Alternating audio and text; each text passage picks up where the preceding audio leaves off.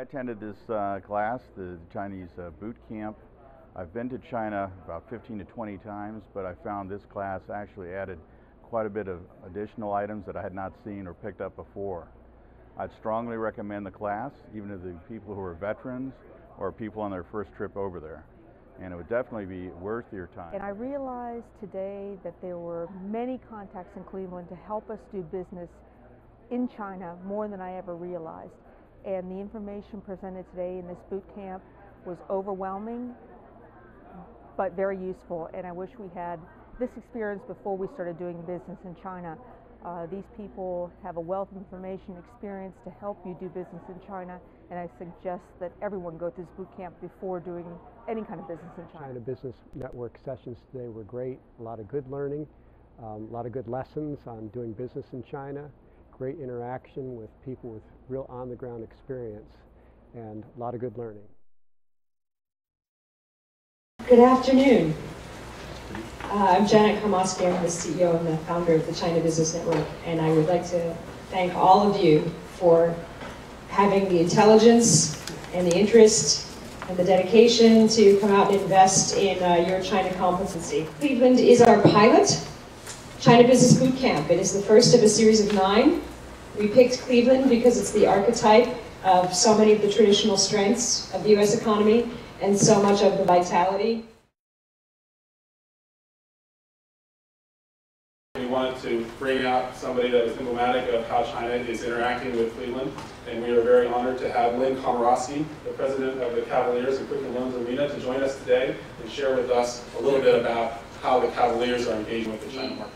Being the Cavaliers, we understand we have an enormous responsibility as it relates to how we interact with the community and represent Northeast Ohio. The NBA is truly a global league.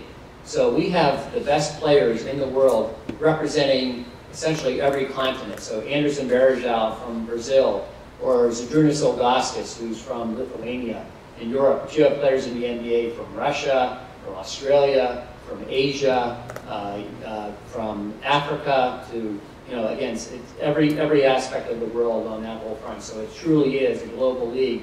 And in fact, about 20% of the players in the NBA are international. Over 200 countries broadcast NBA games, and we're one of the most heavily, us, the Lakers, and the Lakers are the 2 most heavily televised teams in the NBA. So our games are televised. The games, those broadcasts you see, are shown to many different countries. And they have what they call interstitials, which are in the broadcast when they come in and out of a commercial break. You ever notice that where they show the beauty shots of a market? And believe it or not, in terms of the hundreds of millions of people this reaches, that's what people view in Cleveland. In terms of Googling in China, the only American term that is in the top 10 in terms of China is the NBA. It gives you an idea of how popular it is. The NBA is just huge over in China right now. 22% of our traffic, web traffic, comes from outside the United States. And nearly 1 million of our page views, actually on Cavs.com, comes from China, and 65,000 uniques. It's not something that we went out and sought a Chinese business partner. It's actually been more of an interest of potential Chinese partners or international partners having an interest in the NBA.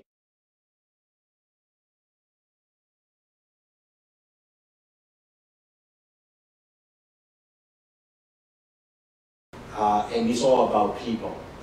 It's the partners that you have.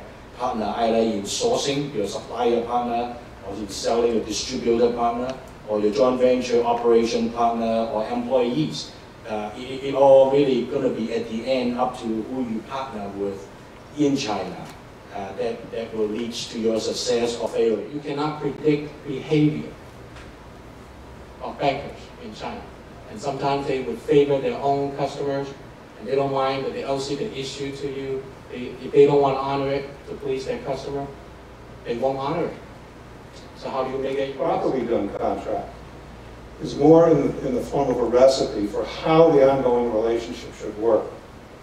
Not only is it a list of do's and don'ts and who's going to get in trouble if you don't do it right, it's in part a recipe for how to get it right.